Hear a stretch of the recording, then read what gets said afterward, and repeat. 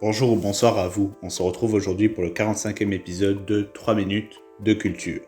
En ce jour, nous parlerons d'une forme d'organisation du travail imaginée entre autres par l'ingénieur japonais Taishi Ohno. Nous parlerons donc du toyotisme, apparu au Japon au sein de l'entreprise automobile Toyota dans la seconde partie du XXe siècle.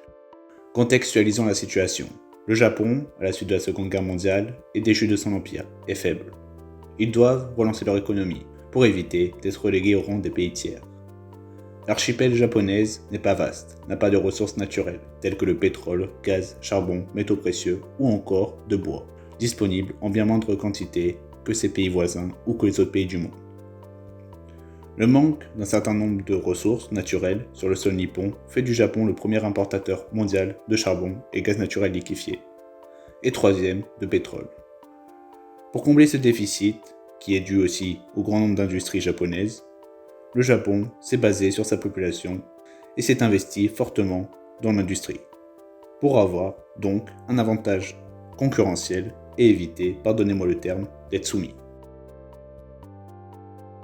Le toyotisme apparaît donc comme une bonne solution pour développer et rendre périn cet avantage concurrentiel. Oui, car il permet d'avoir un nouveau processus de production qui est donc plus performant, mais aussi parce que le contexte change et l'oblige. Dans les années 80, le contexte rend le modèle taylorien traditionnel obsolète. La saturation de certains marchés, la crise énergétique, la complexification de la demande avec de plus en plus de surmesures de personnalisation, la réduction des marges des entreprises, etc. mettent au goût du jour des principes du toyotisme tels que du juste à temps, contraire à la production en flux poussé, où on pousse à la consommation, où on produit plus pour pousser le consommateur à acheter. C'est dans ce but de performance et de rentabilité que le toyotisme de Taishi Ohno voit le jour. Inspiré de la division du travail d'Adam Smith, mais surtout du taylorisme et fordisme, il se présentera comme une amélioration de ceux-ci. La gestion de la production est donc remodélisée, modernisée et plus éthique, à travers de nouveaux principes avancés par Toyota, comme la considération des travailleurs, le non-gaspillage, la qualité, diminution des délais et réduire les coûts au maximum. Cela donc offre aux consommateurs une meilleure qualité de produit ou de meilleures innovations pour Toyota.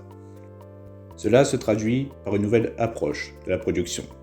Le toyotisme est un adepte de la production en flux tiré, contraire au flux poussé, là où la demande déclenche l'offre, contrairement à l'inverse où c'est l'offre qui pousse à la demande dans une production en flux poussé. Le toyotisme met en avant les 5 zéros.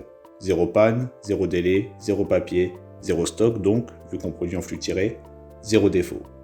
Ou encore, il met en avant la différenciation retardée, c'est-à-dire un mode de production où les opérations terminales de finition ou de personnalisation du produit sont repoussées le plus en aval possible.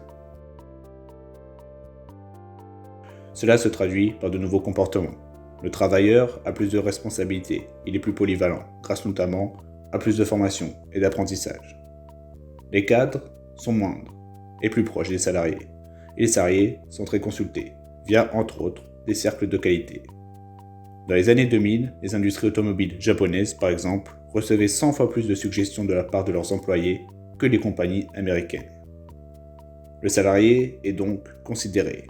Cela le motive donc plus. Mais bon, ça, on verra ce quoi ça joue sur la performance du salarié juste après. Donc, je reprends, le salarié est donc considéré. Il n'est pas une machine. Contrairement au Fordisme, où le salarié dans ce système déshumanisé était considéré tel un robot.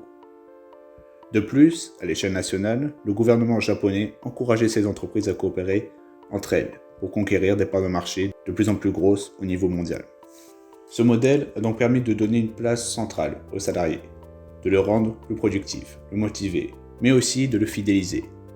Car il n'y a pas seulement l'argent qui joue sur la motivation du salarié à travailler, mais l'intérêt de ce qu'il fait, l'ergonomie du poste, les collègues.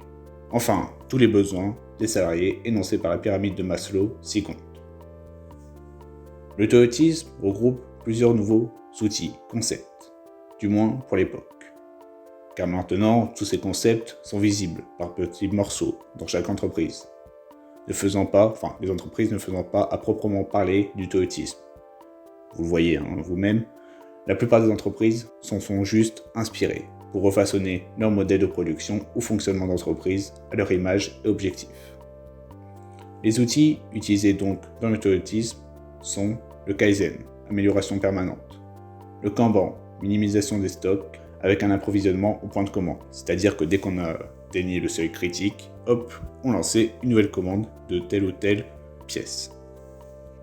Le Pokayok, autocontrôle de la qualité, c'est l'entreprise elle-même qui s'assure de la qualité de ses produits, du test.